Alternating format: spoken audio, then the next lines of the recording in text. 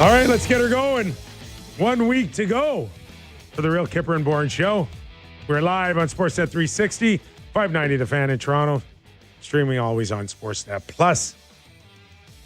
Also available on multiple platforms, including Spotify and Apple Podcasts, and at YouTube, where we appreciate a thumbs up. Nick Kypreos, Justin Bourne, Sammy McKee, Jake the Snake Schultz, Derek Brandeo, Chris Gallagher with you for the next 2 hours. Sometimes people get a little confused this time of year. Are we on an hour? Are we on 2 hours? Is 2 hours? By the time we're done talking, Gavin McKenna, Canada soccer, is there going to be enough time? I think we'll be just fine. We'll be fine. We'll be fine content-wise. All right. Sammy? So Gavin McKenna, huge news. First, before that. What's that? We're on tomorrow for an hour, 3 to 4. Okay. We're on Wednesday on Canada Day during as free agency is kind of happening from 1 p.m. to 3 p.m. Eastern time. Ooh. 1 to 3. So Kyper, this is mostly for you. But 1 for 3. You don't tell me that. I'm showing up like an hour later. You're on the 18th green. You just need to know that it's a PM tea time, and not then an AM tea time. on Thursday, we're 2 to 4 p.m. Eastern. And Friday, we're 3 to 4 p.m. Eastern. So there you go. Okay, continue. Okay. Soccer? Yeah, just a couple minutes because it was really cool. Really cool. Yeah, really cool. Cool for our country. Yeah.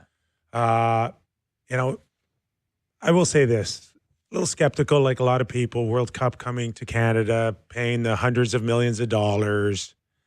Got a chance to go downtown a couple times, see the fan fest. I know it's a little crazy down there. Some people aren't getting in, even though they have tickets. I get all of that. But, man, I love it. I love it. That's surprising to me, as you are typically somewhat cynical of this sort of thing, but you've seemed to really embraced it. Yeah, and it's and just... Greece isn't even in the World Cup. I know. Well, we haven't had a lot to talk about since the Euro. But I just think this world's so crazy right now. It's kind of nice that we're at least globally coming together for this event. It's and really cool. What it's done for Canada. And I think we've had a good showing. I wish they would have played yesterday in Vancouver or Toronto. Yeah. But it is what it is. Yeah. But it didn't stop millions. And I don't know. It was the only game yesterday. I know. Worldwide. Oh, it was getting attention from not just our audience. Hundreds of millions of people watching that particular game. Tough watch for some of them who are more regular soccer fans. Like, I'm trying to hook my son on soccer. I'm like, watch. And, South Africa's playing, just kick it around the back end of their goalie. It's like, oh, this is tough. Like, oh, they're really dominating possession. It's like, yeah, they're not going into the other half. Yeah. Like, you can have the ball you like back there. They're kicking it to the goalie half the time. We want, I don't know, maybe because we're bred with hockey, but we love offense. We want offense. It's all about the NHL spent 25 years changing every rule to put the puck in the net. Yeah. Uh-huh. That's not soccer. We got the Simpsons bit. Holds it. But to appreciate soccer, you got to appreciate someone in a tight quarter in their own zone, manipulating it out with a couple of passes, and that's the beauty of the soccer, not just strictly putting the ball in the net. So I sent a tweet yesterday about the game, and somebody tweeted me and they said, that was 90 minutes of excruciating followed by 1 minute of glory. I'm like, welcome to soccer. Yeah. Like, that's kind of what it is. But as that game went on, you could kind of feel that it was like it's 0-0. Everybody has the penalties looming, the extra time looming. It was just a heritage moment waiting to happen. It was going to be one goal. South Africa was just hanging on. And that ball off of Stachio's chest bounces up so sweetly, right into the sweet spot. And he hits it pure. And it's a stamp. It's a stamp. It's exactly right. It's one of those moments where it's really, really special. For the men's program that's had no success, they've been a laughing stock for a long time. To be able to go to this round of 16, the first team into the round of 16 in the World Cup, we get that moment. People are... And listen, you get Davies comes on at the end, and you can see the whole plan kind of changes. Everything runs off the left side from then on. Yeah. And they were scared. They knew. Off. They backed off. They gave him room. Yep. He tucked that one into David, who went short side. It changed things. Changed things. I'm just totally pumped by it. Like, I woke up today, I've watched the goal 100 times. I've watched the interviews with everybody. It's a really great moment. I am so happy about it. They don't. I mean, what's the percentages of them winning their next game? All I'll say is go Morocco. We're into Daryl Sutter territory here now. Right? We're into Daryl Sutter territory. Waste 8 days coming up here. Yeah. But we're in trouble. But hey, as long as you're playing, you're telling me there's a chance. Listen, low scoring sport. So somebody trips. Totally. Somebody bad penalty call in the box. Yesterday was 100% a World Cup, and I'm okay with that, and that's kind of it. But I will say, when you talk about Morocco and Netherlands, I would say the Netherlands are the best team in the world to have never won the World Cup. And they definitely have some ghosts, and they've definitely had some games where I don't think we're close to relevant enough for them to choke against us. But when it gets late, it's close. Some of those demons start to come in. Their fans, as a fan of a team who knows these things, the later it gets, so never know. Hey, hang around. It's an unbelievable honor for Canada soccer to potentially get to play Netherlands and Morocco in this round of 16 in a World Cup. It's unbelievable. So I can't wait. I'm totally pumped by it. Go Canada. Stachio. Shout out Leamington, Ontario. Shout out Portugal. Let's go. Okay. Hockey. Gavin McKenna. Gavin McKenna's a Toronto Maple Leaf. Oh, yeah. First pick. What a weekend. The Jays were And you were down there. Were you there in time? I was. I literally put on a suit in the parking lot, walked in, sat down, and Bieber stepped out. Yeah, and your thoughts initially on... I heard. Hold on, we're doing Bieber right off the top. Yeah, we are. We're doing this transition from what we've been accustomed to, decentralization of the draft, and that type of presentation on the weekend. Yeah. There's a lot of mixed reviews. Where you saw it live. Yeah. Where are you on it? I mean, it was really cool to be there, honestly. Like, I heard from a lot of people that it maybe on TV it seemed awkward or whatever. It didn't feel that way in the building. It felt really cool that Justin Bieber was, had a microphone with a spotlight on him and was kind of holding court. It played well, the opening rounds. I think the draft also works like how we know it works. After the first 10 names or something, it's like, all right. Don't know enough about these guys to have an opinion. I think I'm sensing what's coming here. Yeah. But here's what I'll say. I'm sensing. I'm feeling it in the room. I'm feeling it. It's twisted. Let it happen. Yeah. Don't be presumptuous. Stop reading a book by its cover. Okay. Let's let it happen. Let's have your Bieber thoughts. Okay. Okay. No, you. Okay. We went to you first. I would say that you mentioned the decentralized draft. Yeah. And if I was going to have my druthers, I would much rather have had Matt Sundin go up there and be like, from Penn State, we select Gavin McKenna and have that moment. But they kind of changed this and they kind of left it up to interpretation. And having Justin Bieber up there, I thought was cool. It was a complete punching bag for every other fan base, and that's fine. But like, you can't underestimate how famous this guy is. No, he is literally one of the most famous pop stars on earth. He announces it. I don't think Gavin gave two you-know-whats. Yeah. It was awesome. I loved it. Kyper. So my short answer is I don't know what to do with this thing. Mm-hmm. I know that it came out of the Stone Ages, and the way they were doing it in the past was it just got completely maxed out, right? With the insurance seminar type of feel. Totally. And then we've swung the pendulum way over on this side. Yeah. Mm-hmm. And it's not for me. Yeah. Right? And it's, I guess, that next generation. To Sammy's point, I would have liked to see a representative for the very first time putting on a Toronto Maple Leaf jersey. Welcome to the organization. Than Justin Bieber. Yeah. That's fair. And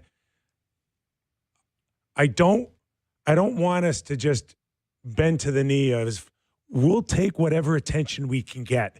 We don't really care who it is, but if you are really popular, we're going to try to jump on those coattails and go along for your ride of your that's not Bieber. 17 million people. Yeah, it kind of is for me. No. No, that's when it's like, and secondary country music star, Trent Schneebly. Listen, even Bieber. Who did the Preds bring out? Hey. The How I Met Luke Your Bryan Mother. But you're just that was cool. Is that right? Oh, he's a big deal, apparently. I know. Okay. I know Justin's a big Leaf fan. Yeah. But it's when it's convenient for Justin. Hey, Justin, we missed the playoffs last year. I didn't see too many games. There wasn't a lot of you going around when they were missing the playoffs, right? Right. But we're going to ride your, I don't know, 100 million followers, whatever it is. Yeah, to and me, it's just not enough for me. Yeah. To me, it's like if you don't want them to do celebrities and you don't want them to do this sort of cutesy thing, I get that. Then have the teams at the draft. But if you're going to do celebrities, you can't knock Bieber. That's just he's like. Yeah. If it's going to be a hokey event where you have people from different things announcing it, then that's got to be allowed. Yeah. And if it's not, then it's. Yeah. But like, if Matt Sundin was in the room and they brought Bieber up there, I'd be pissed. By the way, I still think the Leafs, knowing who they were going to pick, knowing their first overall, I think they should have had someone there.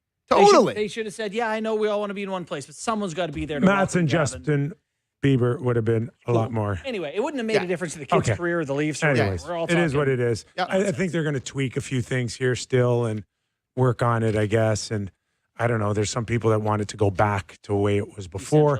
I don't necessarily see that.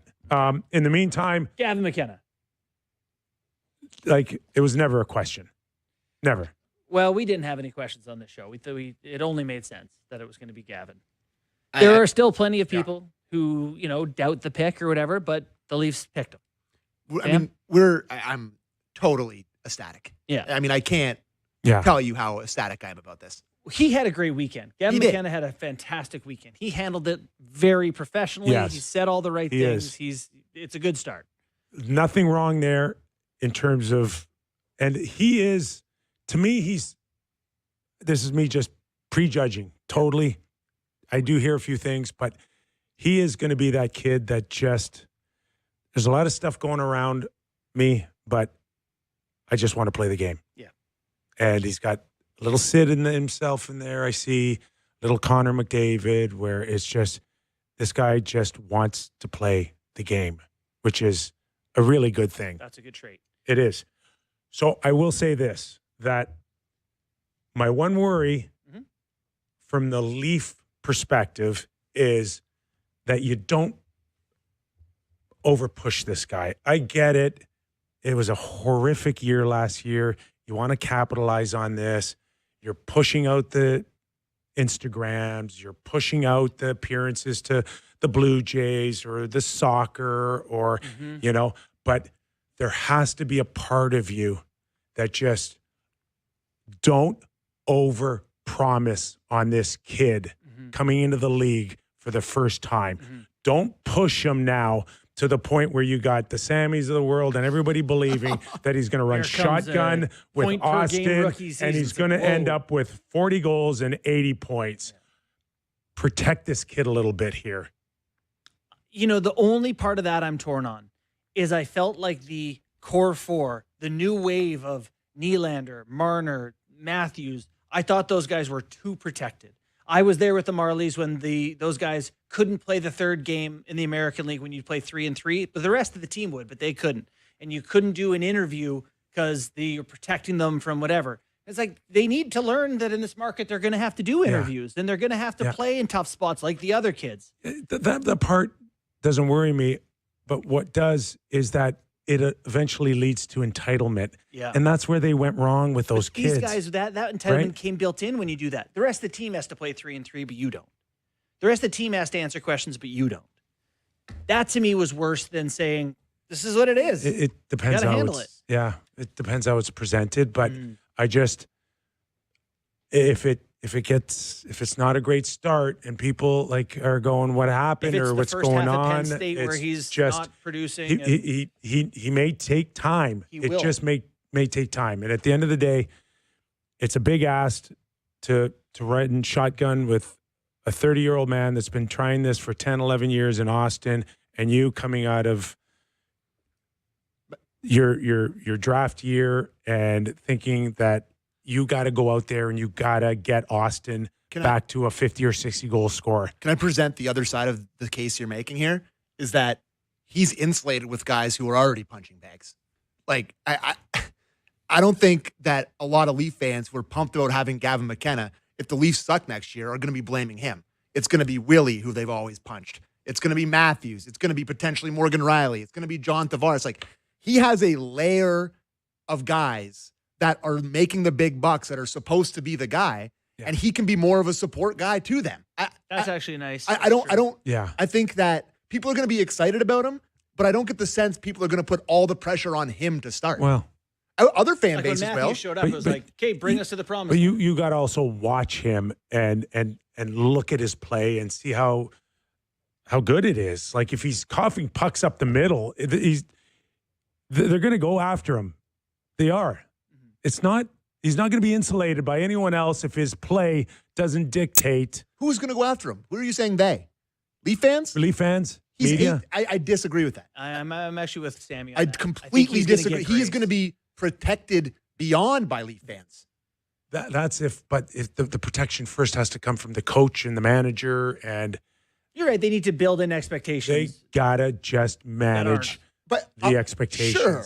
I think a lot of people, like, we're not idiots. We understand that he's an 18-year-old kid. There's a lot of idiots out there, Sam. There's a lot of idiots right now going, he's playing with Willie and he's playing with Austin, and they're going to be great. Also, how Stenberg does matters too.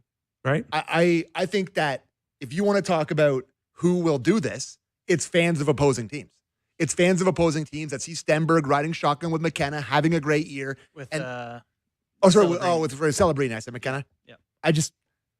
I'm not particularly worried about next year Leaf fans being like, "Oh, we suck again. It's all McKenna's fault." Like, we disagree on that. Totally. Yeah, it's that part's interesting, but it is fun now to start mocking up lineups. It's tough to imagine him playing not with Austin, isn't it? I know you want to manage expectations, but would imagine that's what everybody wants to see, and that's again.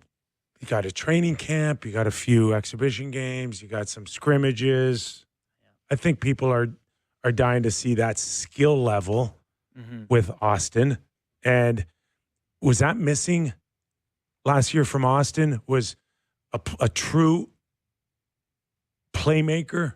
Yeah. Because he is a playmaker. It's without Mitch, right? That's the... Did he miss Mitch that much that if he gets a guy with McKenna's skill level, albeit the inexperience, underdeveloped physically, he can still find a way to shine with that type of skill level. Yeah, people are going to want to see it. You sure hope so.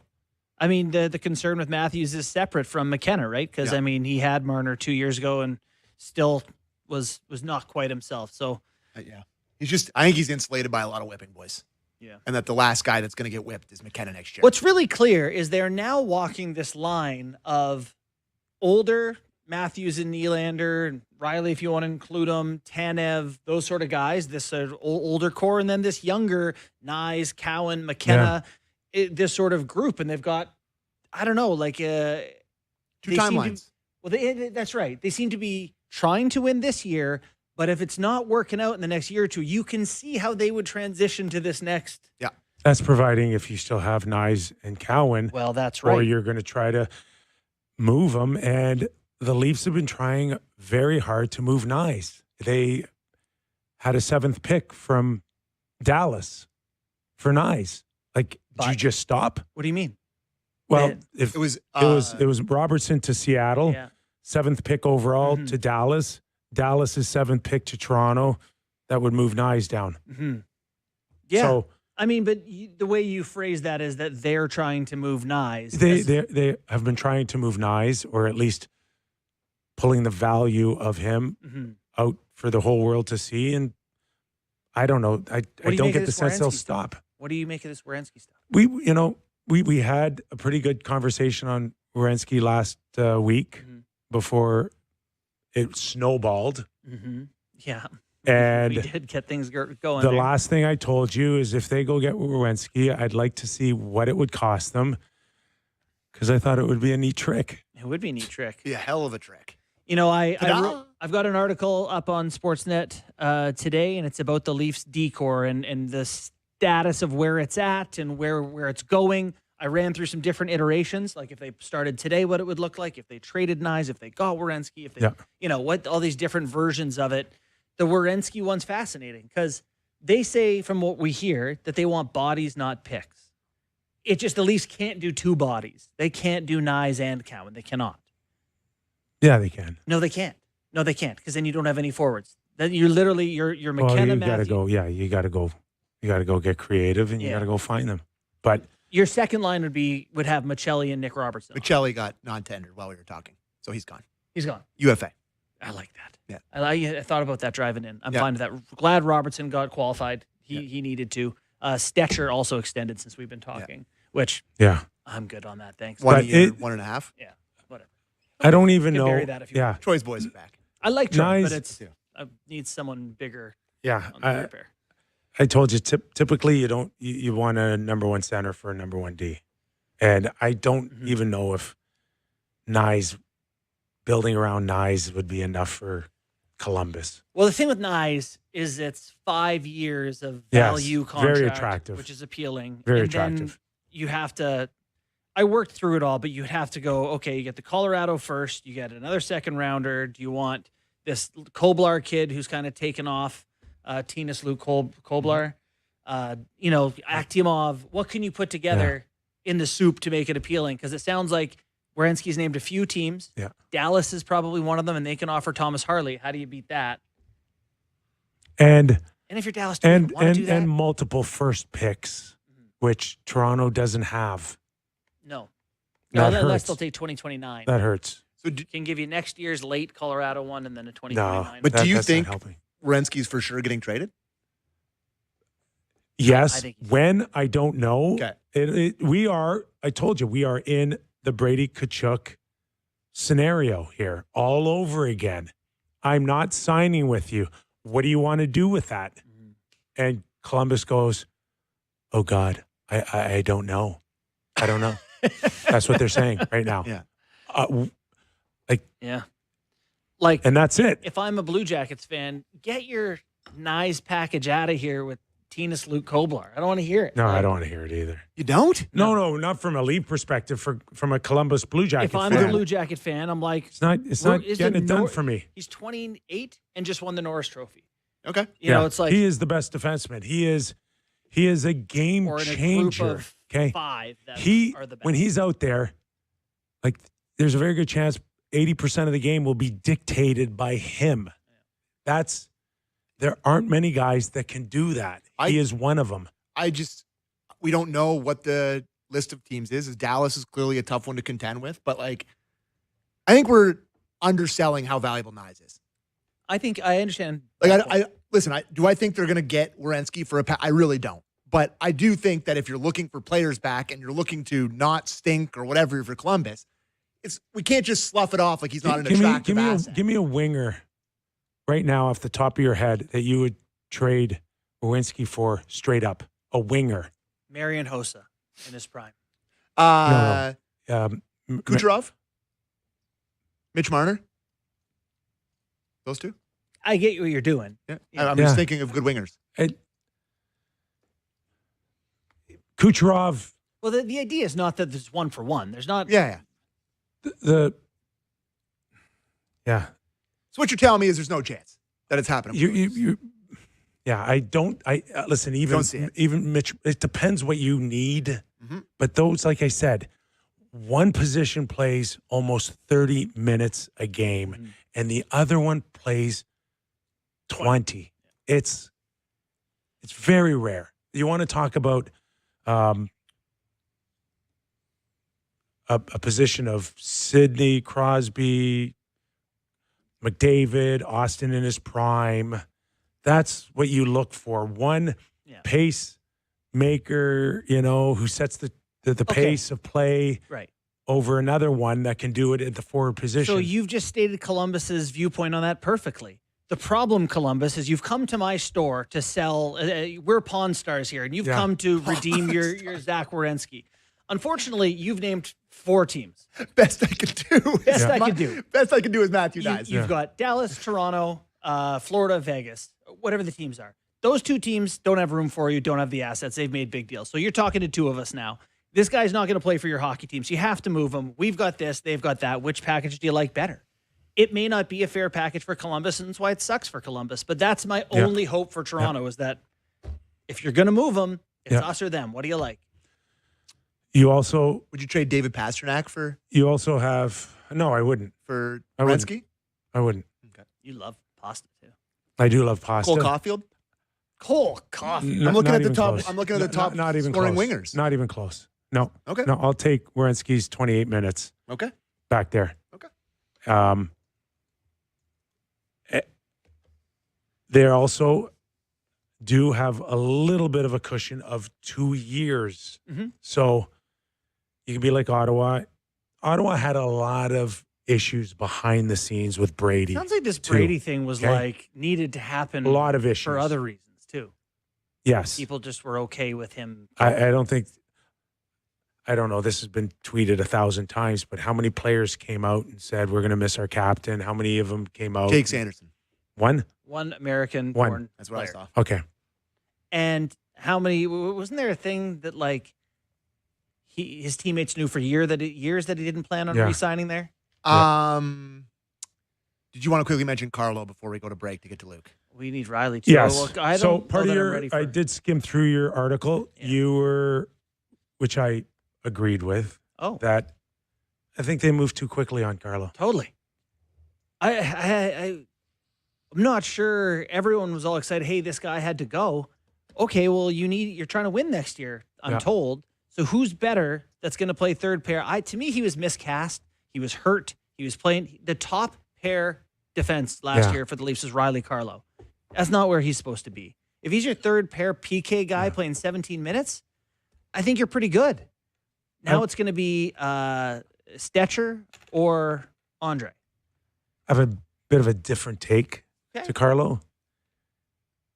One is that he was on the ice in front of the net when Stolarz went down. Yeah, hold on, though. I don't want to hear reasons why he needed to go. I want to hear how you're getting better. Did nothing. Yeah.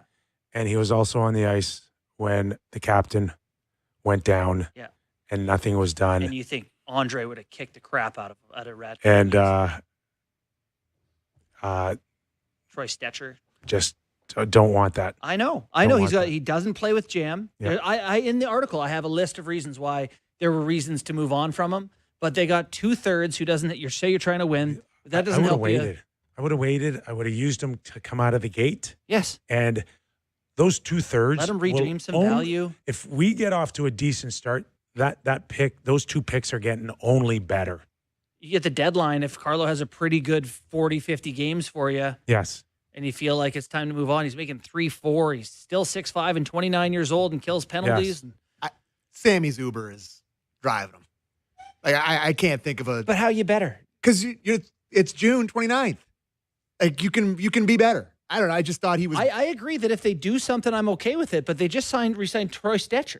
Yeah, but I mean, he could be their 7th guy, like he was last year coming into the lineup. I don't know. Like it sucks. The visual of it sucks. Mhm. And what happened, whatever deadline that was, is a borderline crime. That trade, looking back on it, will be one of the worst in franchise history. His time here, there's not one moment. There's not one thing that I guess he fought the UFC brothers, the UFC fighters brother. lot. That was like the only thing I can really remember on that was positive. I just think that they knew they weren't going to get much for him. They didn't like the way he played, soft, big, didn't score, doesn't pass. Like he's just, I understand this point, but I have no reservations of him not being on the Leafs anymore. I really don't. Seems like a good guy, great talker. Yeah. That's his press conferences are his best. This stuff. has for years been the Leafs' problem is this guy's got to go, and no one has a better plan for how you get better. And Listen, if they do nothing, it's bad. Right. But it's June 29th, and I'm assuming they're not going to that's do what nothing. the article says. Yeah. If they're able to say, "Hey, we went out and got Mario Ferraro," I'll go, "Okay, We are I get it." we're still kind of caught in the middle between the messages of we're trying to win next year or we're just trying to protect our next 2 or 3 years as well.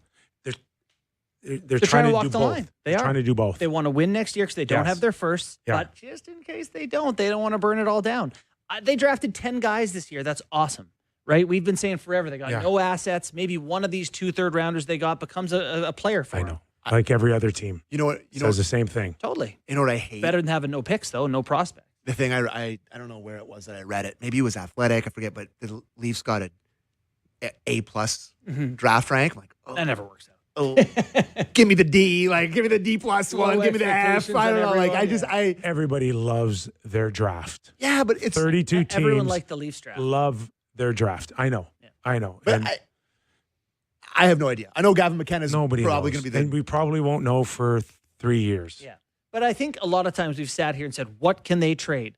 This kid, that Kobler I mentioned off Yes. the top of the show, he took a step and became an asset. Yes. So And it's new can one of and these it's guys fresh. do that? Yeah. That's the most important thing. Yeah. I think to give Chyka credit is that at least he's brought a lot more optimism to Totally. Leaf fans. I got to tell That's you. it. It's just Suddenly you got a fresh. big It's draft new, class and it's and- better than just sitting on your hands. The amount of, just to that point, quickly before we go here, just to that point right there, the amount of DMs and messages and tweets that I've gotten over the last 48 hours over the weekend after the draft, there is a renewed Yes. sense of happiness and hope and like something to look forward to and Yeah. something different. Like, Yeah. it was grim last year, boys. It got real grim with that. It's- Up until they got the first pick, it was as grim as it could possibly be. And now you look ahead and you're like, okay, well, there's a way out at least. Just a little ball with a number 12 on it. Changed everything. It's Changed crazy. Only everything. 10 draft picks. I mean, things have turned. I like the Kitchener kid. Apparently, I've heard good things too. yeah, the Yeah. Kitchener kid. All right. Okay.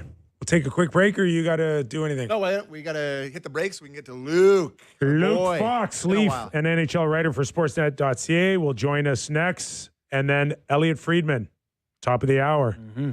Hockey Night in Canada and 32 Thoughts. Plenty more on Real Kyper and Bourne. Don't go away.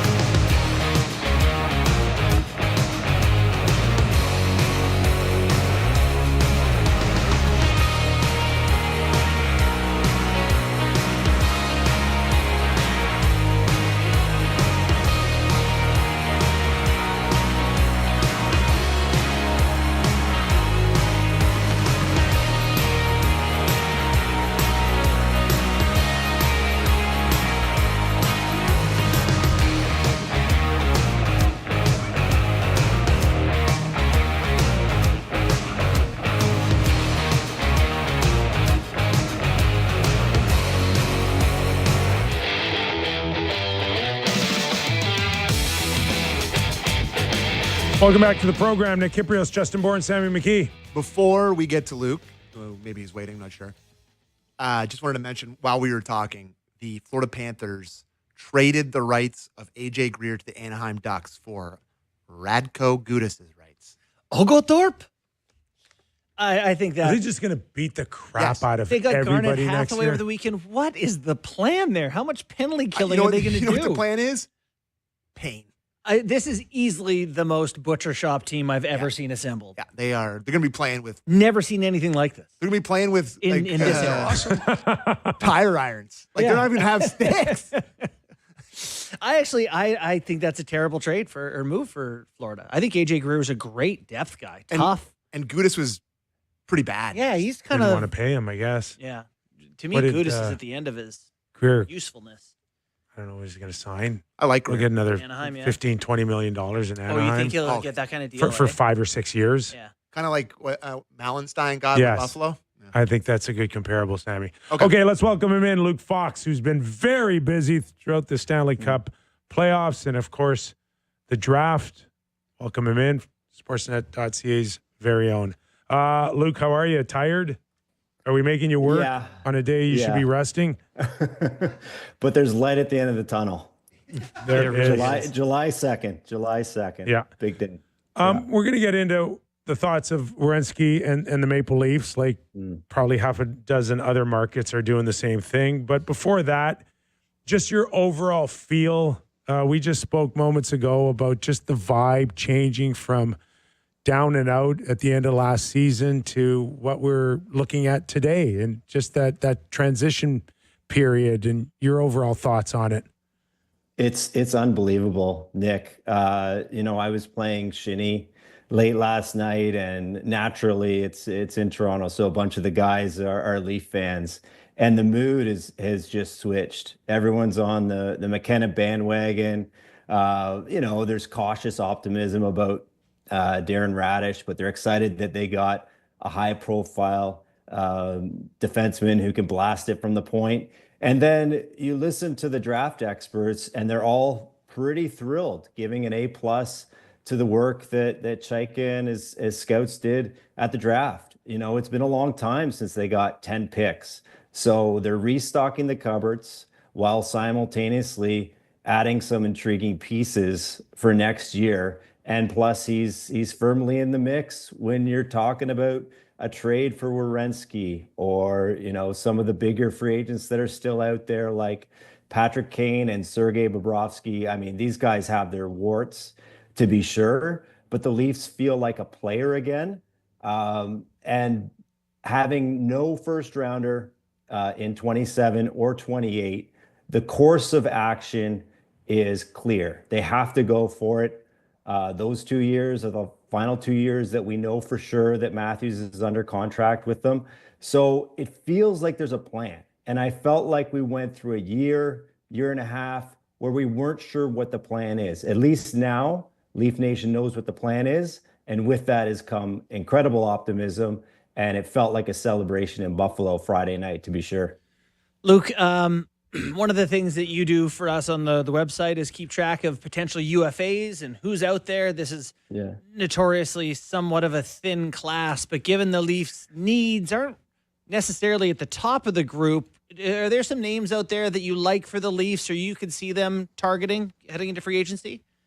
Yeah, for sure. Patrick Kane intrigues me. Yeah. Just because he's still, I know he's old, but he's still pretty close to a point a game. Yeah. And their top 9 needs bodies, right? When you consider all the guys they've lost, Lawton, Nick Waugh, Bobby McMahon, Max Domi, we don't know if or when he's coming back. Like, they need some established guys. I know there's some guys on the Marlies, like Jacob Quillen, who they just qualified, and Bo Grew that want to push for a spot. But in my mind, they need some veterans. So Pat Kane's, I think, a name worth at least exploring. You don't want to overpay. Mason Marchment, they're interested in him, was once a Leaf.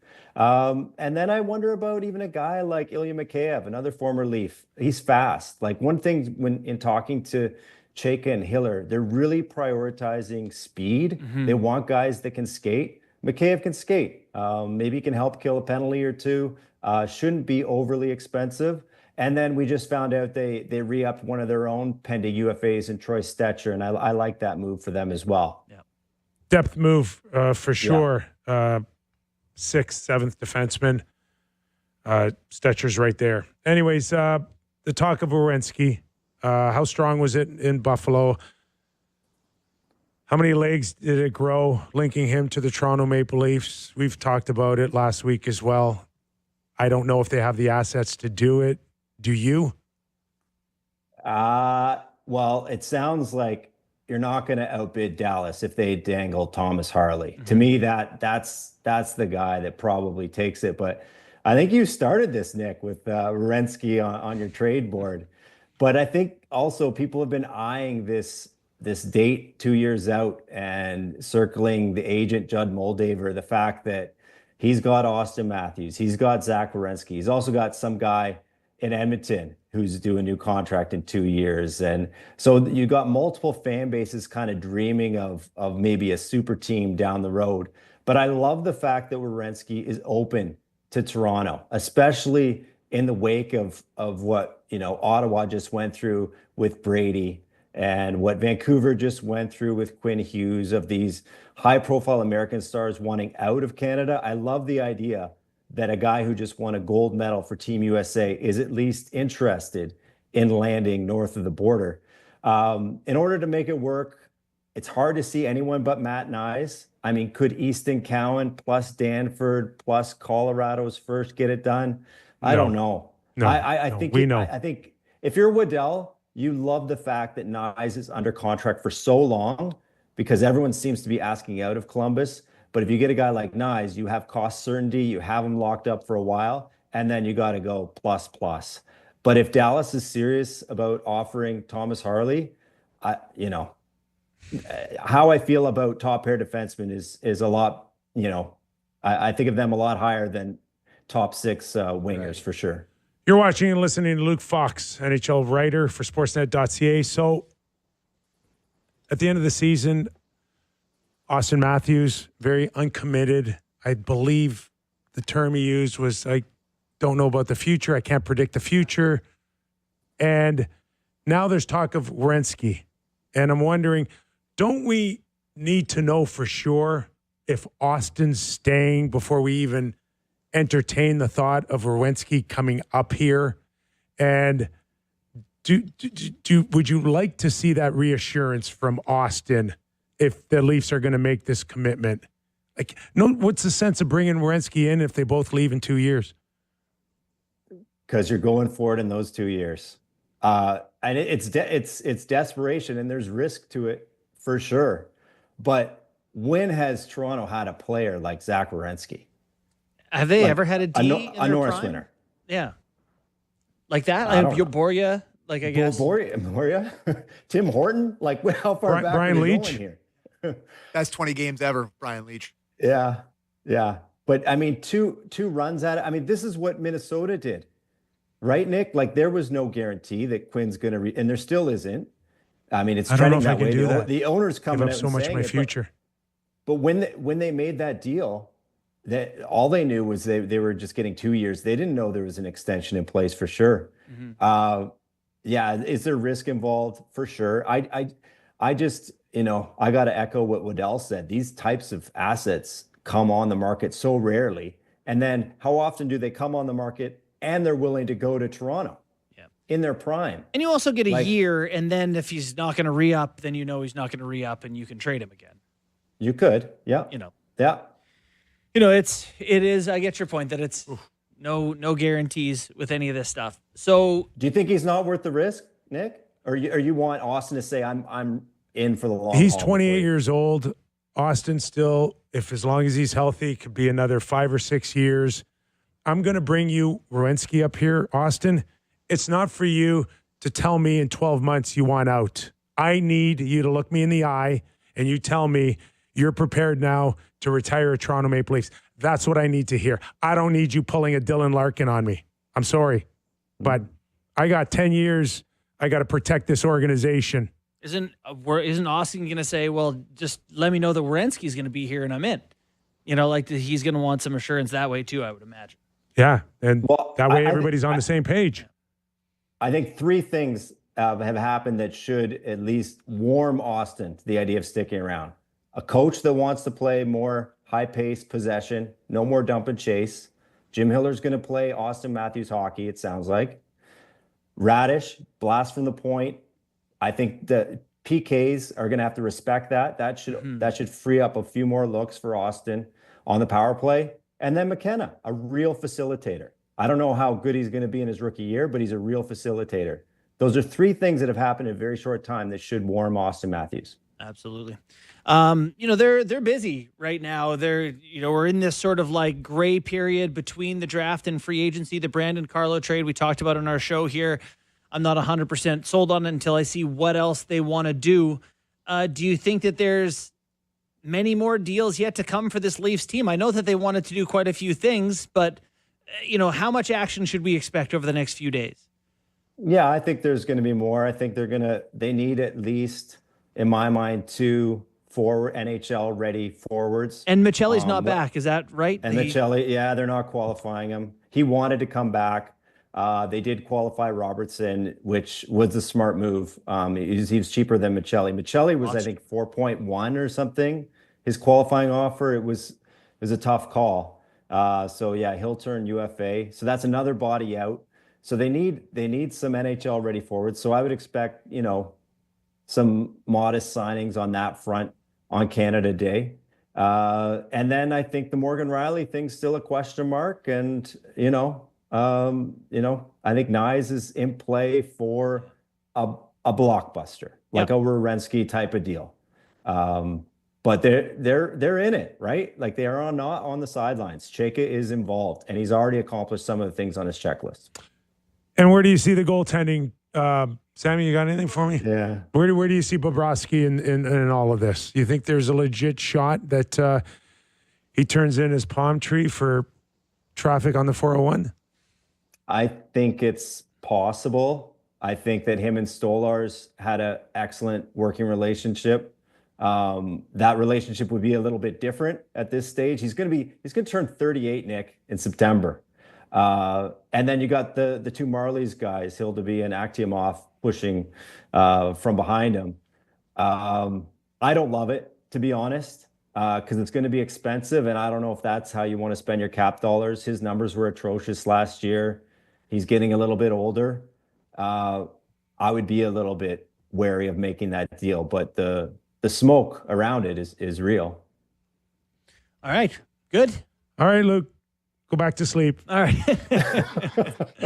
Thanks, Luke. All right. Appreciate it, bud. Great work. Take care, guys. That is Luke Fox from Sportsnet.ca, man. He's been burning it at both ends. Does a great job for Sportsnet.ca. Yeah, for sure. What do you like? What you don't like of what Luke I was said? surprised. No, just the Michelli thing that they just cut him loose. Totally, like he's not. You can't trade him his rights for never a six. fit. I totally agree with that. Like, so it was not a fit. Here's what the qualifying offer is: $4.1 million. That's not nothing, right? Like that's a significant amount of money. Robertson's 1.8, which you're getting basically the same points. But the Michelli thing, he needs to play up with good players and to play in the power play and to get offensive opportunities. He's not good enough to play in those spots on a good team. I've seen people being like, you can't lose assets for nothing. Like Pontus Holmberg last year, you lost him for nothing. I'm sure they took Matthias Michelli around the league and said, we will trade you his rights for a pick. They couldn't do it. There's just no takers. No takers. So someone will go to free agency. Yeah, we'll give you 3x3, and it'll be Columbus or whoever. Now, you move him out, you bring Pat Kane in, you feel better? No. I don't want McKenna and Pat Kane to come fix my team and all your smaller and I have a soft dishier. spot for Pat Kane. I love Me Pat too. Kane. I do. It'd be pretty As a exciting. player. It'd be pretty cool to see that. Just what number? Just his presence. As- Just bringing a guy like that into the room, and I don't think they can sign him because he can't wear a different number. And Willie's. stop it! They can't. It's just too bad. Like it's just over. Can't wear a different number. Pat, is Willie going to give it up? Doesn't it feel to you like bringing in Thornton and Marlowe and it does. Spezza Yeah, it does. Simmons? It does. and- Except he's won before, and those guys that you named me Yeah. never won. Totally. Yeah. Right? Kane won a lot And this team and scored big. could not pass the puck last year.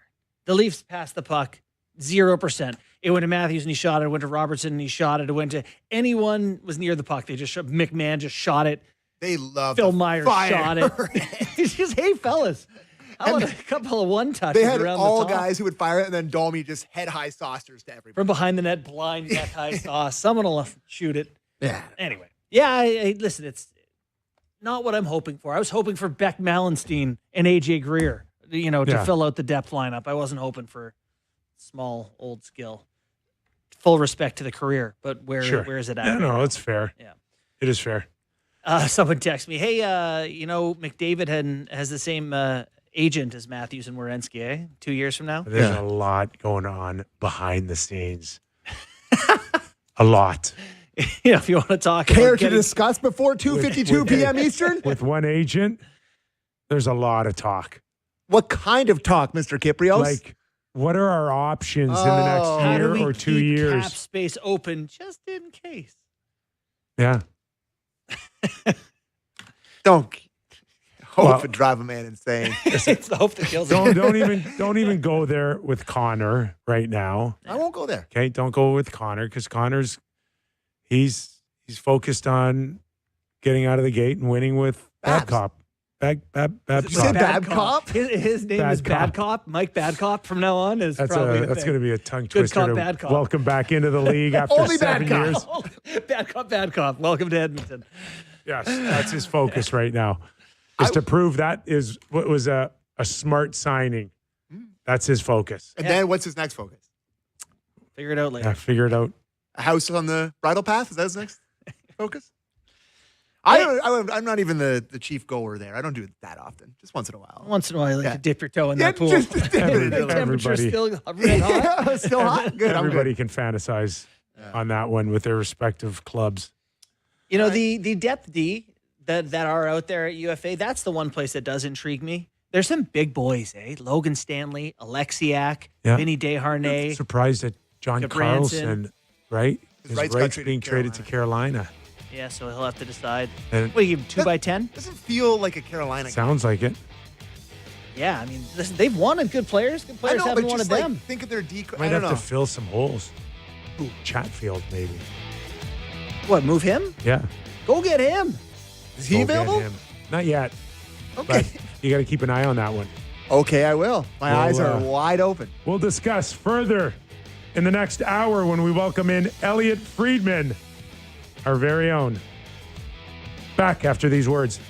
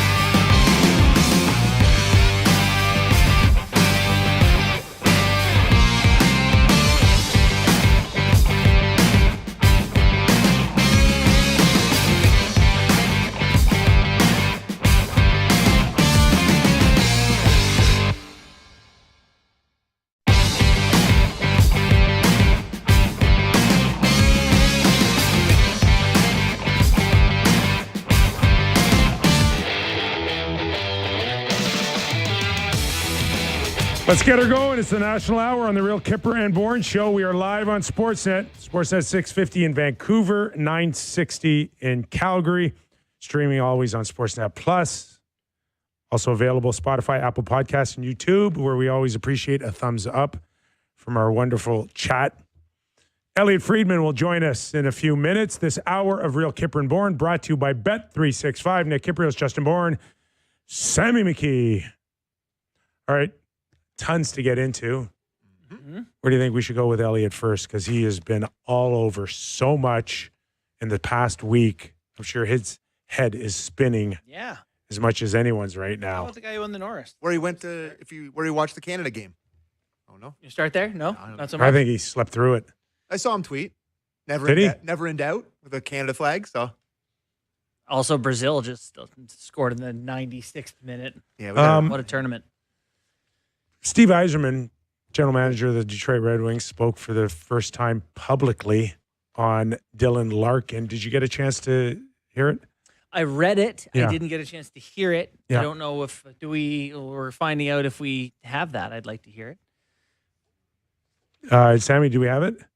Okay. Anyways, we'll try to catch up to it. But in the meantime, he really came across.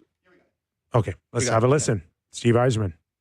Shortly after the season, I received a phone call from Dylan Larkin's agent informing me that Dylan would like to be traded.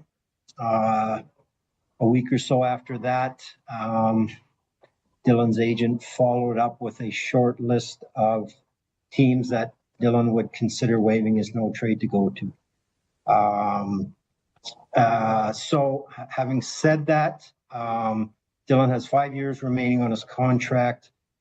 My job as the manager of the Detroit Red Wings is always to do what is in the best interest of the Detroit Red Wings, and I will act accordingly to that. So I cannot make any guarantees, or did not make any guarantees that request could or would be met. As Wojo had asked, there is certainly a lot of uncertainty around that. I love that, man. Yeah, I love he's saying the right things there, that you're not just going to get to go. Yeah, I really get the sense that, hey Dylan, You ain't going. get ready to come back to training camp if you have to. Yeah. My feeling here, though, is that they're on the hook for letting it get here. Like, do you not feel Who's on the hook? Yzerman and the management staff there? You don't think they knew that Larkin's been dying for them to do more, add more, make the team better? He came out after the deadline last year and was like, I get it. And you are maybe within your rights of asking, but I don't have to Steve's kind of point in all of this, I don't have to do anything. I've got you for 5 more years. And I can't have this scenario where just a few short years ago, you asked for $70 million. I gave you $70 million. You asked for a no-move clause. I gave you no-move clause. And I'm the bad guy here, right? You're like not Al the bad Pacino, guy. I'm the bad guy. Who's the bad guy? You point your finger and you say, I'm the bad guy. yeah. I've heard that on your ringtone. I think. You know, maybe he's not the bad guy, but he is on the hot seat, and he needs the Detroit Red Wings to play well. And if you feel like Dylan Larkin can come back and be a part of that and, you know, not be a distraction, give you a great season. Yeah. Then do it. Then do it. Sure. It's an option. I'm leaning towards it. Yeah. And You don't worry about having to bring him back into the room? Your captain doesn't want to play for the team. I'll tell you something. My read in 2026, there'd be a few guys with their noses out of joint, but there'd be a lot more than you probably think, where you're like, hey, Dylan, I get it. I get it. And it's just business. And you've been here for 10 years. These guys are idiots. They don't know what they're doing. You should try to go somewhere else. There'll be a lot of those guys too, or they'll sit there and go, hey, come back. we like you. We never had a problem with you. Obviously, you feel like your wheels are spinning and you're a little scared.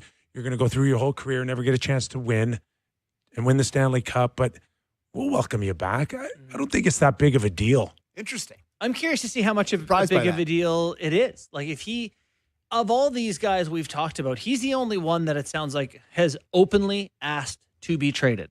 A lot of it is like, we know this guy's unhappy. This guy's saying he won't resign in 2 years. This player asked for a trade. Is he going to stay at home? Is he that serious that he's not going to collect his paycheck and just say they'll suspend him and he's going to sit at home? No, he should be a pro. He should. Yeah. Like this isn't ball hockey on 83 Mosedale Crescent where I took my net and went home. Okay. I am saying I don't know how serious he is, how much he's like, I'm not coming back to play for the team or whatever. But yeah, it sucks for everyone. He's not happy. His reputations get dragged through the mud. They got to a point. Yeah. What have they done the last couple of years? Listen, I know you have friends in the organization, and they're close. They've been close for years, but they haven't done enough. I know. They haven't. And that part's on Stevie Yzerman and his staff. Which everyone's making moves. What are you doing? He'll own it. Yeah. I'm sure he'll own it. Behind the scenes, I'm sure he owns it. Unless he's ready to retire or move up and let somebody else in, it's still on him to not only convince Dylan Larkin moving forward, but the rest of the team that I'm trying. There's a whole fan base going that weren't sure they wanted him back this year. Phil Hronek is having a good career out in Vancouver. I totally get that. But if you get undersold, got traded for nothing. Yeah. If you get undersold on a 30-goal scorer and it's just not a fit where you feel like you're getting better, then make him come back. This is a guy with 5 years left on his deal, and if I'm not mistaken, Connor Hellebuck, same boat. This is not Werenski, and it's not Austin or Connor, where you have to worry about next year. Mm-hmm. That's a different kettle of fish. That's not what we're dealing with Larkin. It's rare that there's someone who's such a perfect fit for another team that wants him, like Minnesota. Like they need a center. He fits perfect for the way they want to play, where they're at in their cycle. It checks every box. They spent their whole portion on Quinn Hughes. What do you want from Minnesota? Mm-hmm. Boldy? Yeah, and like if you're Minnesota. No way. Yeah, no I'm way. sorry, I'm not giving up Boldy. I'd rather have Boldy than Larkin. I know. Boldy's better than Larkin is now, I think. I know. Yeah. I get it, but like but after that, where do you go? That's what Detroit's saying. We want a hockey player back. We're giving you a hockey player. That's right. That's right. So the tough spot when you have. That's why you keep these guys happy, and that's why they have power. Can I ask you a quick draft question before we get Friedge? If the Ottawa Senators knew that Keaton Verhoff was going to be available at the 9th overall pick, would they have traded the pick? Yeah, I don't know. I don't know about that. I'm keeping an eye on that one for the rest of both those guys. That one was for Eklund? Yes. Okay. 9th overall pick. Verhoff falls, ends up with. They got Burakovsky, eh? Yeah. I don't know. All right. I'm not sure they would have. Just very skilled guys, and they could easily put 50, 60 points up. I just don't know if I want to go into a seven-game series with these guys, yet. Burakovsky's won 2 Stanley Cups. He can play. Yeah. But, I mean, last year he had, I think, 7 points in the final 60 games or something. Oof. Yeah. It was real lean for him in Chicago. They're going to buy him out. I get why teams like Toronto were trying so desperately to get into the top 10 with a draft pick. Love the thought of a right-handed D like that in my lineup for the next 10 years. Stenberg and Verhoff. Yeah. Without knowing a ton about all the guys aside from of the group of people that are universally agreed upon as NHL cornerstone guys, top 9 had them. Jason Bukala, our very own Books, says Stenberg's more ready than McKenna. Yeah. Well, to play right now. I'm going to be really curious to watch those first 4 weeks, 6 weeks to have a bit of a comparison. The San Jose Sharks drafts the last 3-4 years, they should be good for a decade. That's what sucking really does for you for a long time. Yeah, but how long ago was it that they were perennial Yeah. President's Trophy contenders and went to the conference final? They had a good 15 years or something, and then they were bad for what, 6 Yeah. years, 5-6 years, and now they're going to be awesome. And the slotting, right? The bingo bango balls really helped. Yeah, they did luck out. Detroit, in Yzerman's defense, Detroit's had the worst luck. The worst. They get punted backwards 2 spots a year. The bingo bangos have not been heading to the Motor City. No. The bingo bangos have been going the opposite way. It has really affected their chances of turning things around. Any thoughts on Gallagher? His tenure we knew was ending in Montreal, but think he it's ends up with cool. the Vancouver Canucks. It's cool that Montreal got him to Vancouver where he openly wanted to play. I'm confused that they retained half his salary and got nothing in return for Why? retaining the salary. What if you're Vancouver? He's not going back. They'll buy him out. Just wait. Oh, they didn't give up anything anyway. But I don't want him at 3.5. You Or don't care? You'd 3. rather. I want him at $1.5 million. Oh, really? What's the difference? They're going to be the worst team in the league anyway. Yeah, I know. Well, $1.5 million. Let me tell you something. Money's a big deal in Vancouver. Okay. Okay. All right. It is. You think it'll be And a they're- floor team next year? I think, you know how I feel about Vancouver and drafting the coach's son. I'm not a big fan of it. Let's talk about this. Not a big fan of it. But I'm shocked they did it. the sense is that it's a nice, feel good No one cares. story. No one cares about the story. No, one cares about the story. They do. They do. They think it's a little bit of an attention-seeking kind of thing. It can You think grab some that headlines. incentivized them to make that pick? I think it didn't hurt to keep the interest up while we really go through this major rebuild. I think the remember- storyline is something that people can gravitate to, and You know I think they did use it. You know what stinks?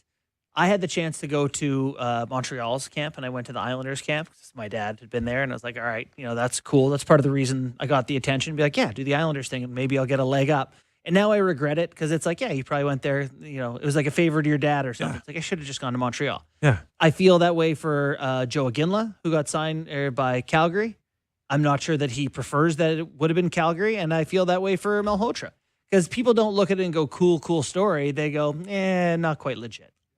Yeah. Obviously, Malhotra's legit, but I'm just saying people will always question things now about his opportunities. If he's getting too much, Yeah. it's a layer of It's complication. going to be a pipeline. Yeah, he didn't need He's going to him. rat the boys out on the road. He didn't need Like that. all of that stuff creeps in with guys that aren't related. Totally. You're son of who? Paul Holmberg, was it? I was Homer Jr. Homer Jr. Holmberg? You don't want to No, literally be he was Manny Holmberg's Jr. father, not Holmberg's. Whatever. I was Homer Jr. That's right. Forgot But he how the loved time- me because I kind of maybe reminded of himself, Yeah. going out there and just grease someone here and greasing there. it up. Yeah. All right, speaking of another guy who can grease it right up, Elliotte Friedman. Getting some fresh air. I love it. Buddy, your hair was so nice during the draft, I know. you I know? didn't grease it up today. And now you're right back to the old Elliotte. How are you, my friend? You must be exhausted. 2 more days, Nick. Yeah. 2 busy more season. days. We kind of talked about the start of the show about the vibe of the draft. Before we get into specifics, Elliotte, you were there, you covered it. I said the pendulum has swung from insurance seminar feel to, I don't know what we call that on the weekend, but where are you on what people want, what people thought they wanted? Does it need to go back? Where are you? Look, I love the old way. It was the NHL's way. It was nobody else's way. I liked that it was unique to the league. Kyle, I made a really good point today. I thought he called it like a almost like a convention feel, like one of those Comic Cons or something like that for the NHL. And I think we miss it. Bettman said we won't have a vote every year. There's got to be enough GMs who kind of say to him, I changed my vote and we'll go back. The only thing I think that's better about the current format really is that the walk-up is shorter. So that's one way that they can, make this not as long as it has to be. But if we're going to be there for 3.5, 4 hours anyway, 3.5 hours anyway, I like everyone there. And I think it really loses something when it's not like this. And that's my opinion, though. I know some pretty powerful GMs disagree with me, and they carry a lot of sway. Elliotte, I've always wanted to ask a question like Ron McLean, so I'll do my best at it. Elliotte Friedman, Zach Werenski. So I think the Blue Jackets are looking at this pretty seriously. I think they want NHL players in return. This is not a futures deal if it happens. I think they're seriously considering it. They don't have to do it. I think the thing that Yzerman was basically saying yesterday about Larkin, and I think it's the same thing the Blue Jackets will say about Werenski, is it's better not to make a trade than to make a bad trade. But, you guys have both been in pro dressing rooms, right? Once I think that a player's in this kind of a situation, you don't want it in your room. You want to move on. Once it's out of the box, it's hard to put back in. But I think all these teams are saying, I'd rather not make a trade than make a bad trade. So I think if you want Dylan Larkin or you want Zach Werenski or you want a player like that, be serious.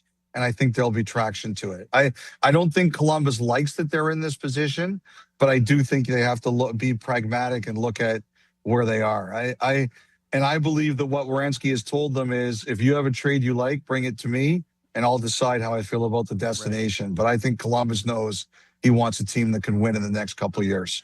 You're watching and listening to Elliotte Friedman, 32 Thoughts. Elliotte, do you think there's a few GMs rooting for Stevie Yzerman to kind of hold real strong here, just to send a message to other teams, players who think that they're just one phone call away from their agent of picking their spot, regardless if they have 2 years, 4 years, or 6 years on their contract? So, Nick, I think that this is going to be, I think we've now hit on, and we just had a CBA done, so we don't have to have another new one for 4 or 5 years. But I think we've just hit on one of the number one issues that will be in the next CBA in conversations. Now, I did have one owner tell me that he knows of at least one team that spoke, because basically the way it works is before every CBA negotiation, Bettman meets with every team. And he says, I want to know what's important to you. And he says, I can't guarantee that it'll happen. I can't guarantee it'll be a front burner, but I want to know what's important to you. And this owner told me there was at least one team that went to Bettman and said, we need to have these no trade clauses dealt with. And Bettman, from what this guy told me, Bettman said, this is a peacetime CBA. We want to get it done. Everybody's making a lot of money, and we're not picking a fight on this one this time. I can't see how this isn't going to be an issue next time. As a matter of fact, Nick, one of the things I was told was when Connor Hellebuyck asked for a trade from the Jets went to him and they said, well, you have to waive your no trade now. And Hellebuck's like, I'm not doing that. And the Jets were kind of like, well, you can't have it both ways. Right. Now, I think Hellebuyck has been more flexible than some of these other teams. I understand, like, for example, if they would have had a deal with Buffalo on Friday, and I think they're still talking about it, he would go.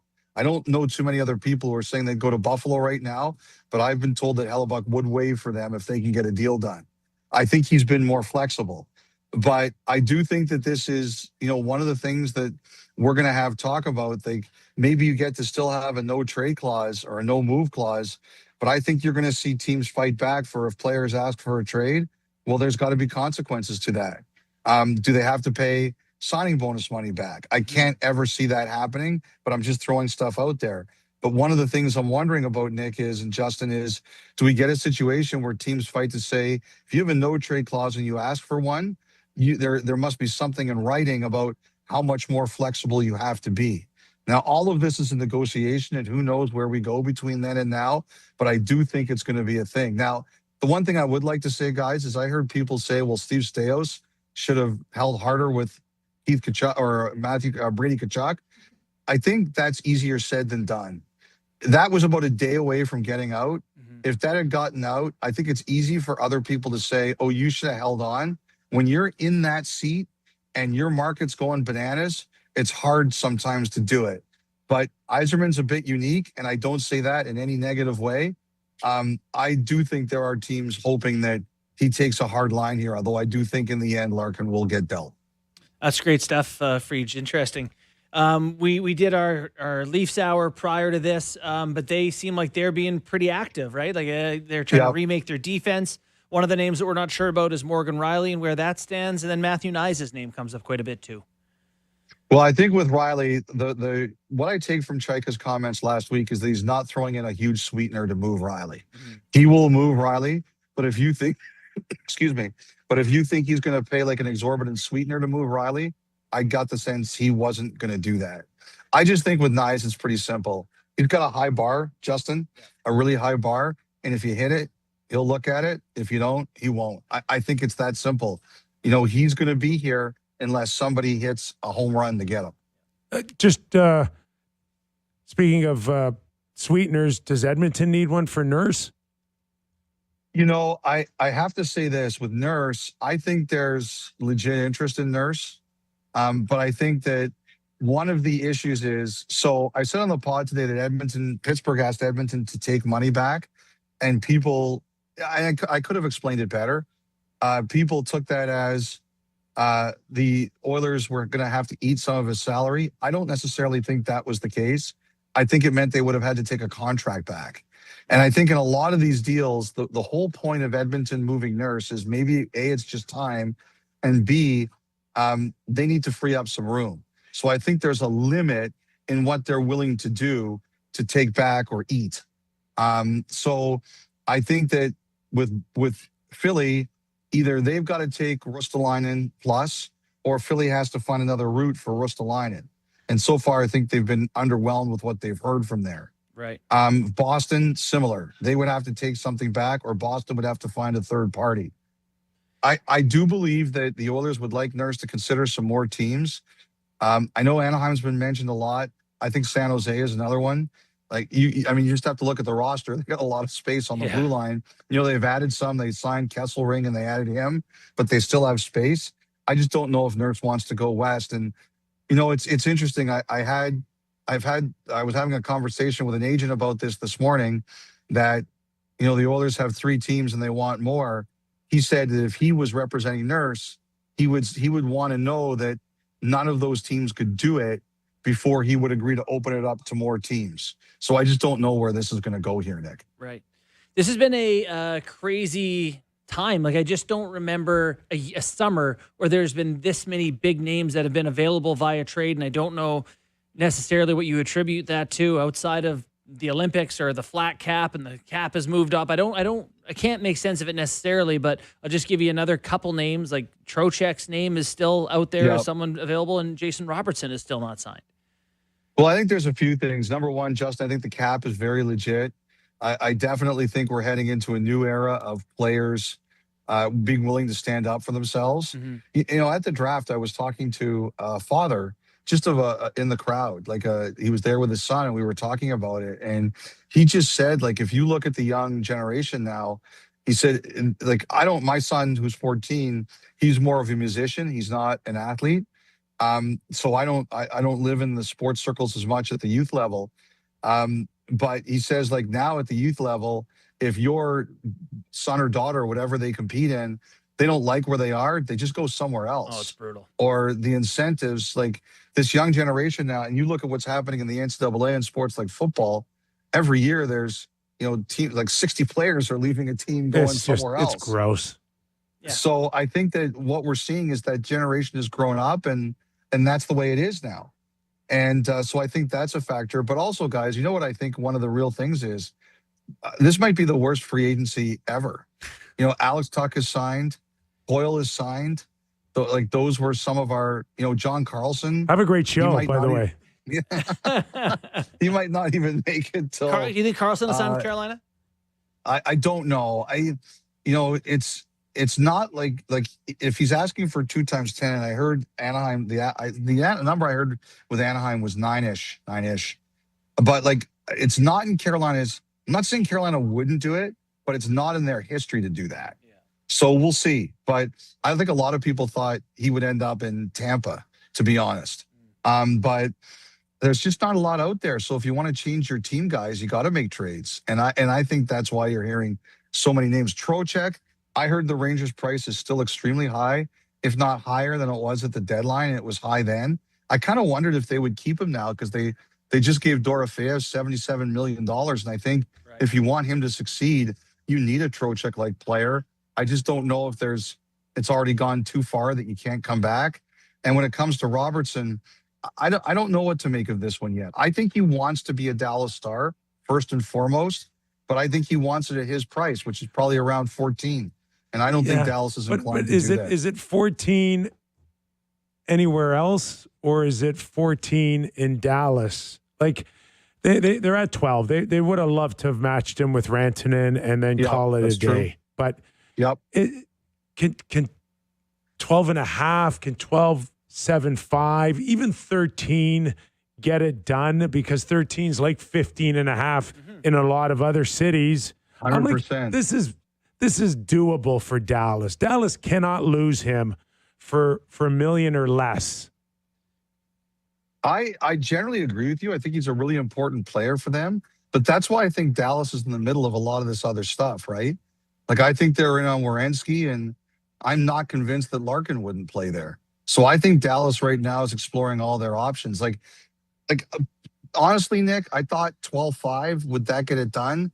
I don't know if Dallas will go to 13. To me, Jason Robertson is a Dallas Star. I think there's a little bit of, you made us wait this long. So Robertson is saying, hey, you asked me to prove it.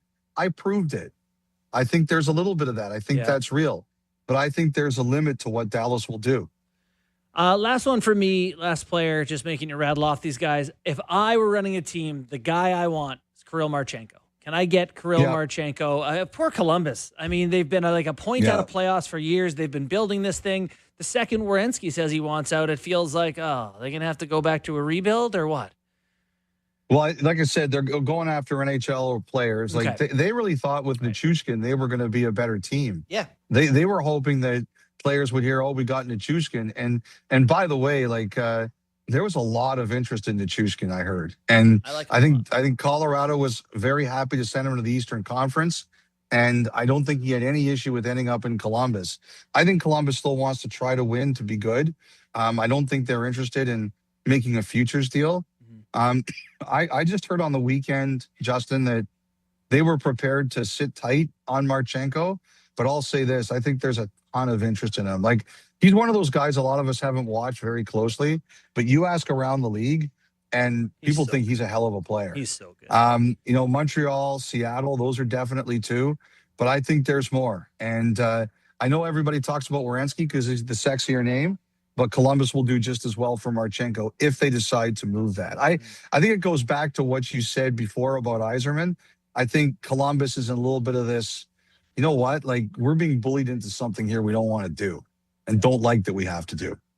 Elliotte, I don't know, somebody put this out, a roster of the I want out of Columbus roster. You could do it for every franchise. No, not like this. Not like this. Show me, I really feel bad for the fans there. It's just, it's a constant.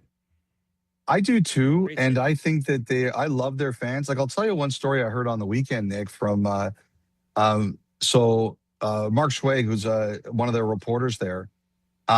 He mentioned to me that there were a bunch of teams last year that used one of the private plane services, and it went bankrupt during the season, and it caused a lot of problems for some teams, and Columbus was one of them. And you know how players are, guys. They compare notes, like, what's it like here? Like, what is this like? It's like Marner's old line about the Leafs. They treat you like gods here, which was his way of saying you get treated really well when you're in Toronto. And Columbus had a lot of problems with this thing that last year. They're buying a private plane. Wow. They're like, we're buying one, so our players don't have to go through that again. Yeah. Like that's a team that says, okay, we see a problem. We're going to sort out this problem. And I think that's what I think that that's one of the things in the past that has been a challenge there is it's not only what you're spending in salaries, it's what you're spending in terms of amenities. And I think Columbus, like when I heard they were buying like a private plane because of the problems they had last year, to me, that's a team that says, okay, we got a problem here and we're going to fix it. All right, buddy, we're going to let you go. Great work, eh? All Thanks season for your time, long on our Fried. show.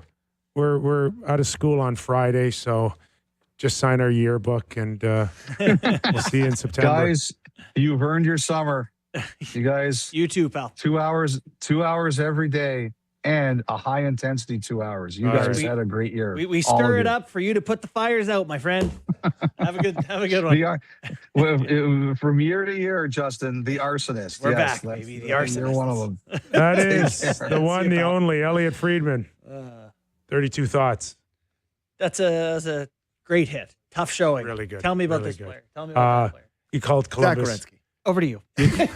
He called Columbus a great city, and unlike Seattle for you, right? Hey, is You- anyone? Oh my God. Has You anyone took been a kind beating. to me? Beating for Seattle. I'm the pro Seattle guy. I'm from that area. I used to go Yes. watch ball games there. I love Yes. Seattle. So- Beautiful. I'm talking at a school here, but I've muted the Sportsnet 590 the fan account for my mental health for some of these clips, some of these clips we put out.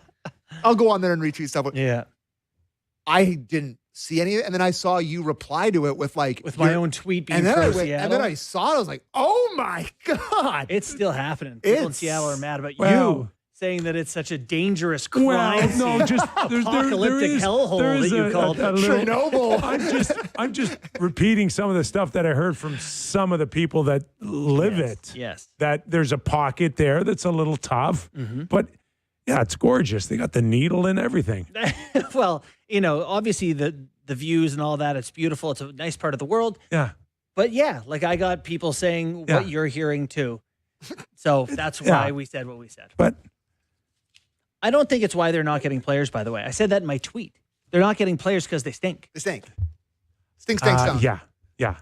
And that's up to their management team and their ownership to change that. Totally. Like kind of Columbus right now. I think it's one of those cities that people go to, you start to win, and you go, oh, this is kind of sick. But it hasn't happened yet, and that makes it harder. So I was just looking at the I want out roster out of Columbus, man. Like Good team. So really good team. it's a list of players who have, if you could Has put to together a get moved. 20-man roster from Columbus of players who've asked to get moved, it's a good team. It's a good team. Would the Leafs have one? Would the Leafs not have a 20-man Oh yeah. I want out. I want out team You couldn't find 20 guys. who asked out of Toronto? Yeah. You couldn't find 20 guys. Maybe it's a bad example. How about What a tough place to play. And you Yeah, can't right? you can't even Just horrible. you can't even include guys Yeah, on good. expiring contracts, First line wing would be pretty good right? for that team. who's that? Oh, yeah. Game time? Game time. It's game time time. presented by Bet365, an official partner of the NHL.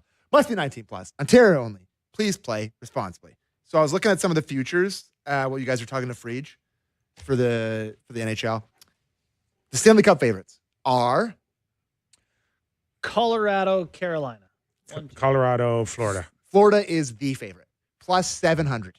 The next closest is Carolina at plus 750, followed by the Colorado Avalanche at plus 750. So Bet365 is buying the Butcher Squad. They think the Butcher Squad. The Butcher Squad's going to be butchering their way to the Stanley I Cup. love that there's a hated team right away. Totally. It's awesome. PK Really City. cool. Yeah. I am dying Good to to see how hate that a works. team.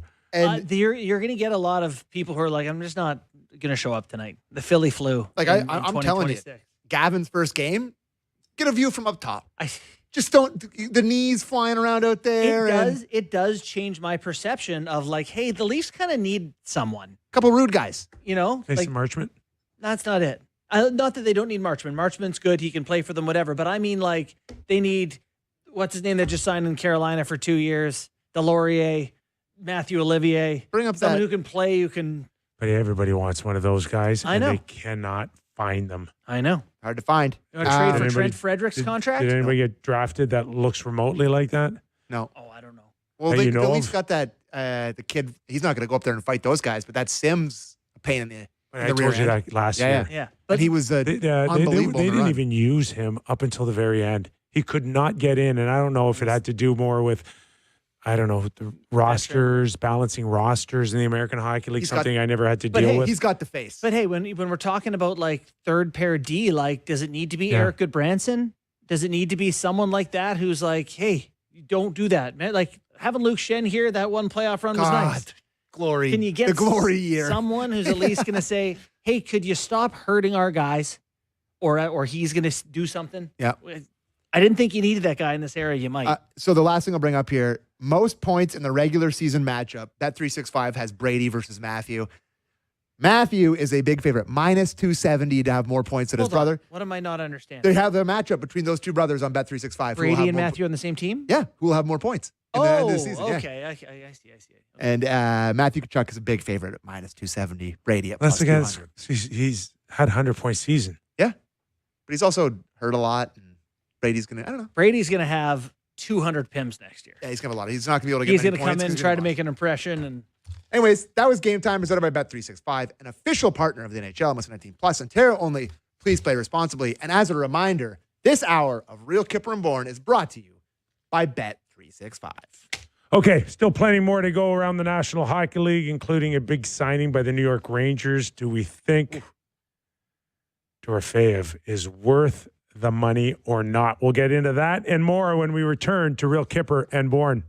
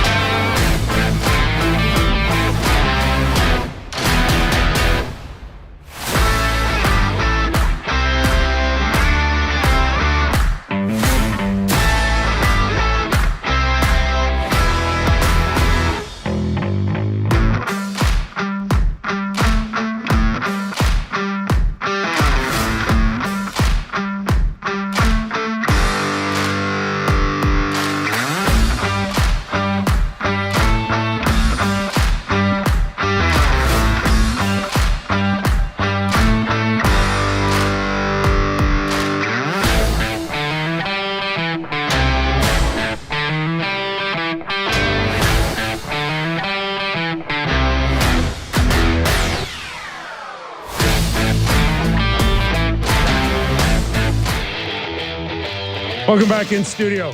Justin Bourne, Sammy McKee, the Kypreos, who's the proud owner of a Callaway triple diamond quantum diamond driver. Sounds amazing. I broke my driver last week.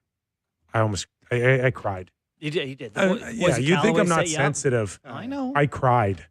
Certain things you're sensitive about. Yeah, Kipper's got a tough time getting a new driver. No, it was under warranty. Sammy, okay, you've got a warranty just like me. No, I don't. No special treatment. The 6-year-old Cobra doesn't have a warranty.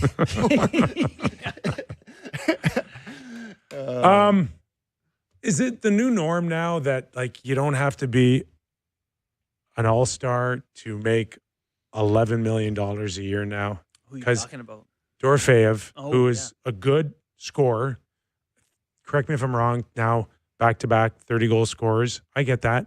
But 35, 37. Rangers, no problem at all on a 11 times 7 for Dorofeyev, who Vegas really liked, but clearly couldn't get there on a contract extension.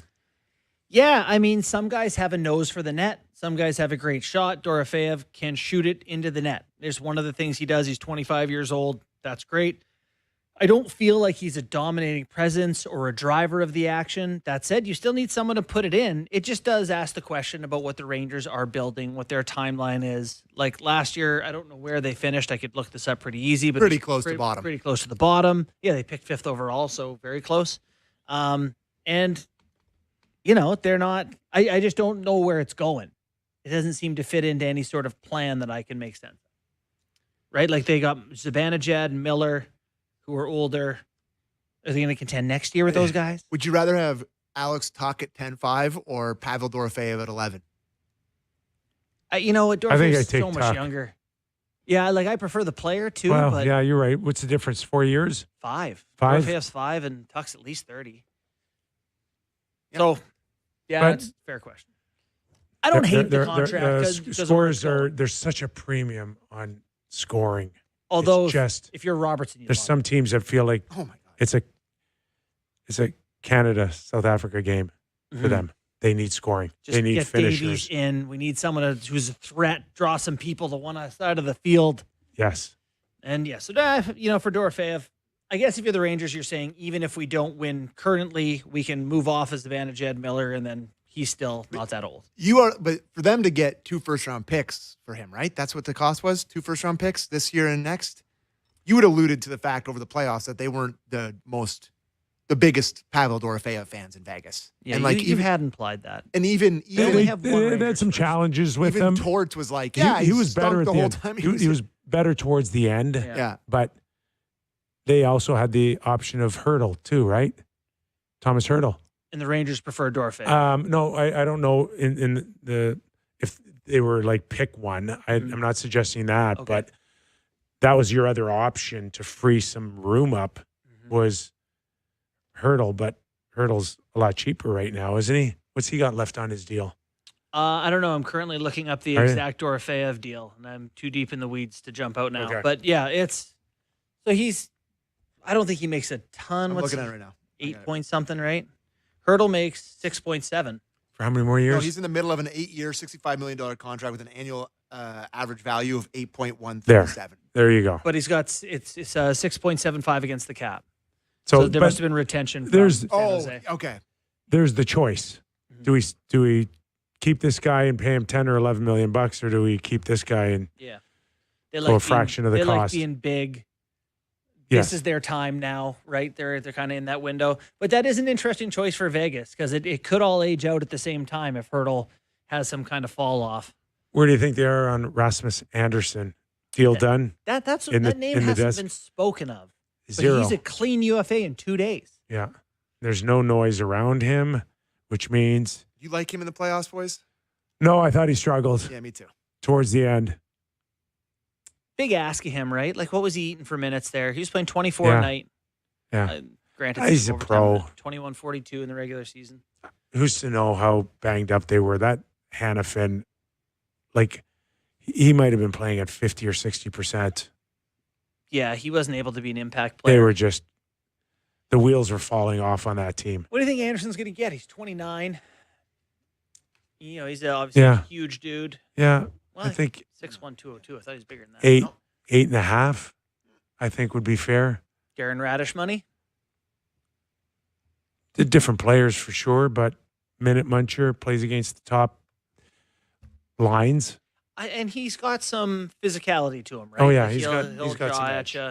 Yeah, I also don't a good anticipate them needing to go to 9.5 or 10 because again they play the no state tax, cost of living, blah blah blah. But if my you're, 8.5 is like 11 in Toronto.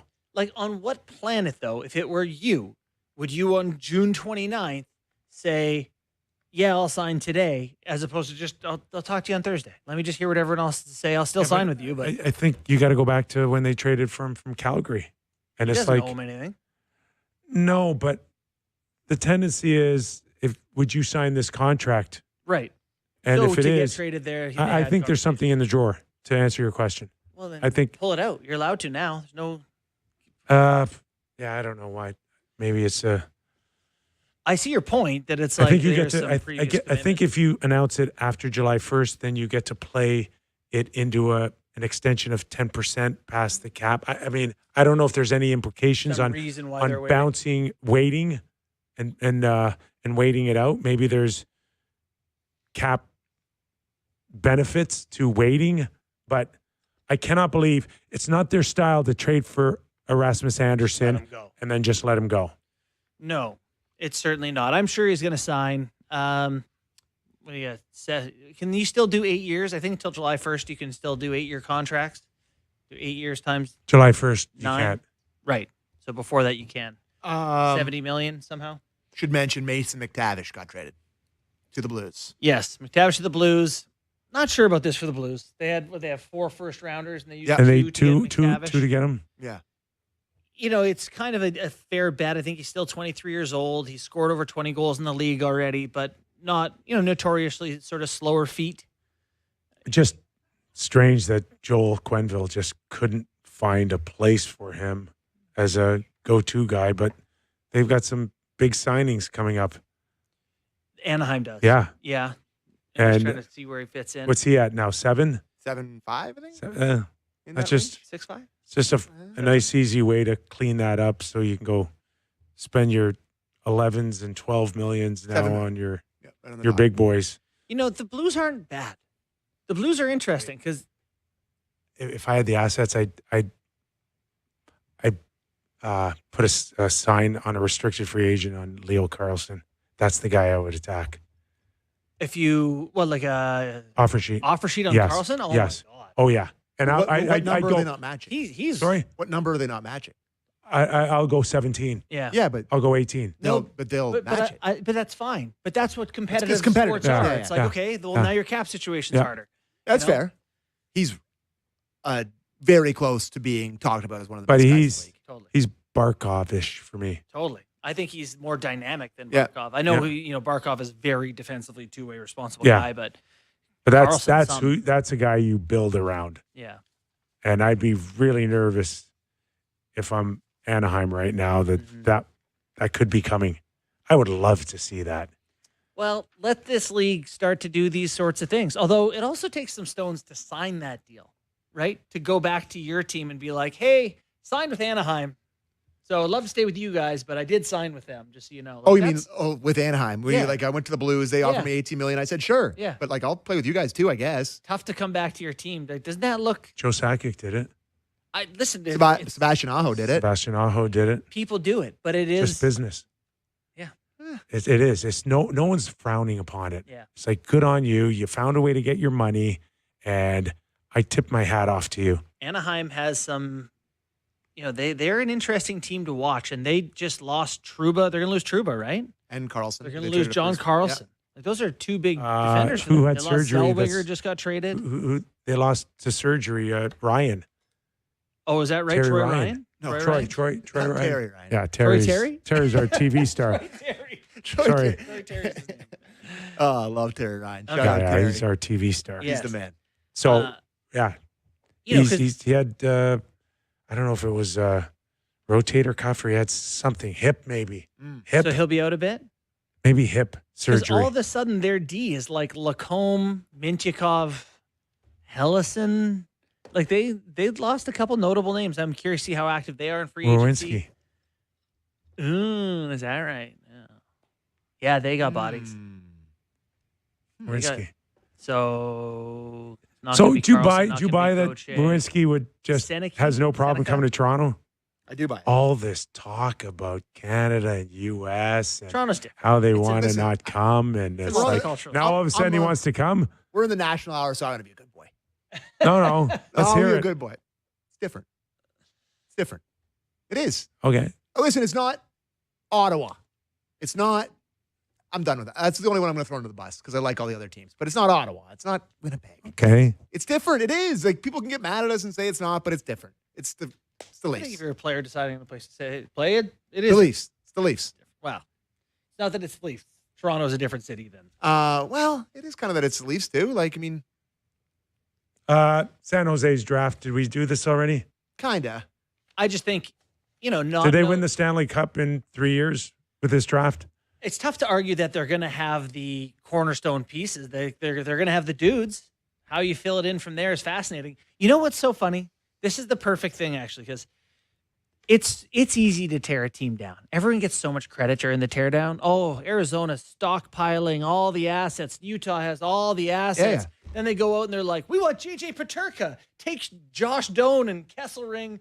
And all of a sudden it's like, oh, they got to move Peterka. And it's like, you burnt some assets. You can, the I got building. 2 first back, right, for him, for But the Peterka? building is so hard. We haven't seen it yet. What's the next step, the next layer? San Jose's the only one where I'm like, they have the next layer now. Anaheim probably too. So there's 32 teams in the league. How many can you say that to? That you have the cornerstone pieces? Montreal. No. No? See, that's my point. You're hard pressed even to consider Montreal, Well, yes or no. You guys just answered it. There's I not got that one- many. I got one for you. Toronto. Gavin McKenna is a cornerstone piece. Yes. And you know what? In 3 or 4 years, Sammy, he's going to be awesome. I can't wait for the show next year. Leave him alone, this Sammy. guy's going to be crap. You're telling me to leave him alone? You're See, going to be like, this this is- guy stinks. Go You're going to be go chirping him. download our show at the very right. beginning. Sammy's putting all the pressure on the It's gonna- kid now. Oh, you're the worst. You are, You're putting Sammy. words in my mouth. I'm out of here. Our thanks to Elliotte Friedman, Luke Fox. Sammy, tomorrow, me and you And him. and I JB. also will be here. 2 hours? One. 1. 3 to 4 Oh my tomorrow. God, Sammy, 3 to write it 4. on a napkin for 3 me. to 4 tomorrow. Enjoy your night. Thanks for watching. Thanks for listening. If you get a chance, give us a rating and review. We'd love to hear from you.